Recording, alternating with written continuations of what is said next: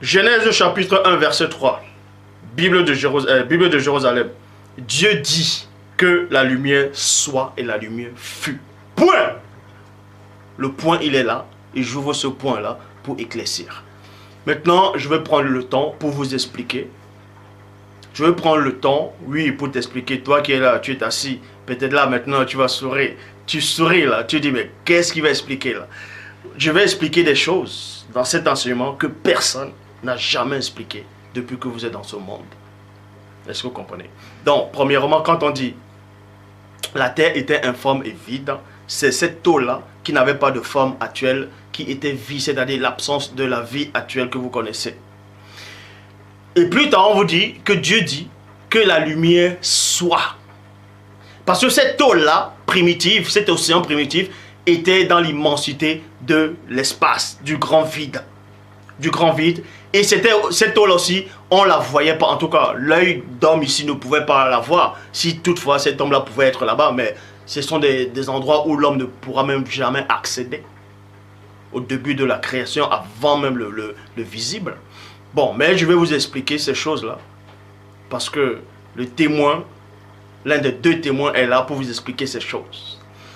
Cette eau-là, qui était la base même de cette terre-là dont vous êtes actuellement, était dans l'obscurité totale. Donc, il n'y avait que les entités spirituelles du grand hors des choses qui pouvaient voir cette masse d'eau-là, primitive, océan primitif, qui n'a rien à voir avec l'eau que vous connaissez actuellement. Et ensuite, il y a une voix, on a entendu une voix terrifiante, que l'homme ne peut même pas concevoir. Mais cette voix dit que la lumière soit, et la lumière fut. Pac. En gros, si vous voulez comprendre, c'est cette eau-là qui n'avait pas de forme qui s'est allumée. Loba. Dis Loba, toi qui es assis. Ah, je sais que tu viens de dire.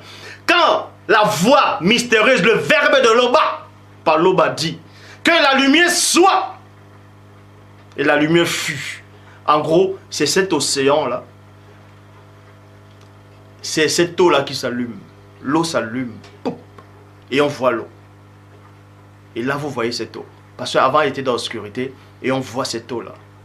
C'est en cela où la lumière soit. C'est la première lumière dans le visible de la terre. Dont on formait déjà la base de la terre. C'était le commencement de la terre. La terre dont où vous êtes actuellement. C'était son commencement. C'était d'abord sa lumière. Le soleil n'existait pas. Est-ce que vous comprenez? C'est pour ça que quand vous pouvez même voir souvent le dehors, vous regardez, il fait jour.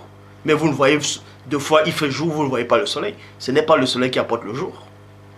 Ce jour, le jour, sans que vous voyez le soleil, c'est tout simplement cette lumière-là qui est apparue, qui s'est manifestée au début. Que la lumière soit et la lumière fut. Ésaïe chapitre 45 au verset 7, Bible de la liturgie.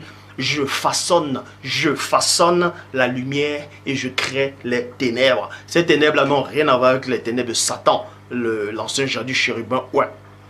Donc, on façonne la lumière, on façonne cette lumière, donc on travaille cette lumière-là et ensuite on la manifeste. C'est pour ça qu'on dit que Dieu dit que la lumière soit, la lumière fut. Donc, on manifeste cette lumière-là. Cette lumière-là, c'est-à-dire on l'a formée. Cette lumière dans le non visible et elle s'est matérialisée dans le visible.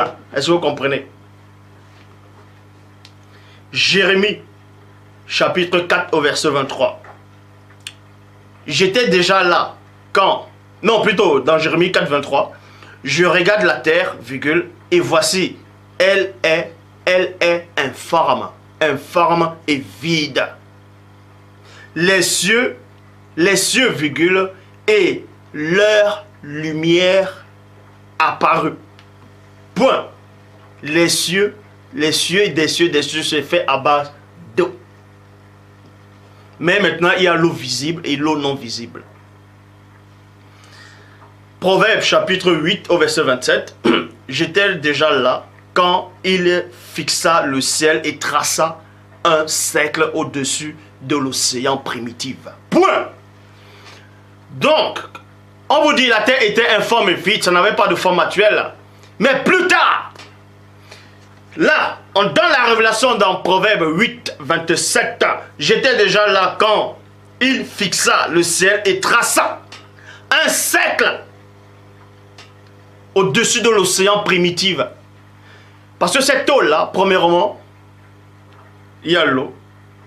On ordonne que la lumière soit. Boum, la lumière fut. Et maintenant, cette eau-là devient vivante. Puisque premièrement on dit, elle était informe et vide. Ce qui est vide n'a pas de vie. Mais, je sais de quoi je parle. Et ensuite, la lumière apparaît. Donc cette eau-là s'allume.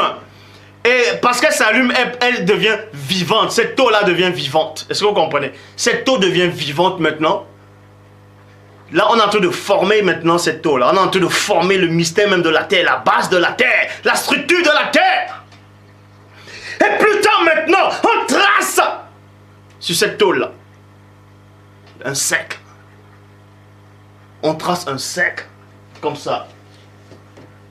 On trace un cercle sur cette eau-là, au départ qui n'avait pas de forme, qui n'avait pas cette forme-ci. On trace maintenant un cercle. Et plus tard, quand vous lisez dans la Genèse, on vous dit quoi?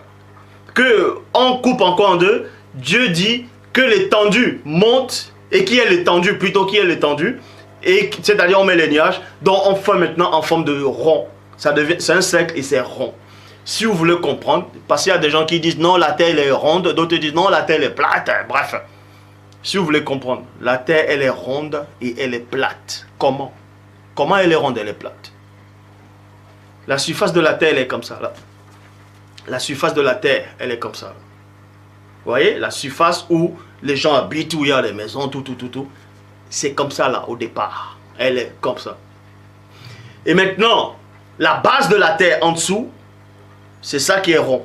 Et en haut, maintenant, cet espace-là, où il y a le vent, il y a l'oxygène, où il y a ce vide-là, et ensuite les nuages, ça devient rond. Donc la terre, elle est ronde, mais elle est plate sur la surface habitable. C'est tout simple. C'est là où il est dit ici, dans Proverbe chapitre 8, verset 27, « Et trace un cercle au-dessus de l'océan primitif. » Job, chapitre 26, au verset 10. « Il a tracé un cercle à la surface des eaux. » À la surface des eaux, virgule, comme limite entre la lumière et les ténèbres. La lumière et les ténèbres. Donc, on a tracé plusieurs couches, plusieurs cercles. C'est pour ça que même, on parle de la stratosphère, on parle du noyau, la couche terrestre, le noyau terrestre, ainsi de suite. Il y a, en fait, c'est plusieurs cercles, empilés les uns sur les autres, mais séparés. On va pas vous donner la théorie de la Terre, comment ça, ainsi de suite, mais on va parler de la Lune. Mais avant de parler de la Lune, on vous explique d'abord le début même de la création du visible. Une petite partie.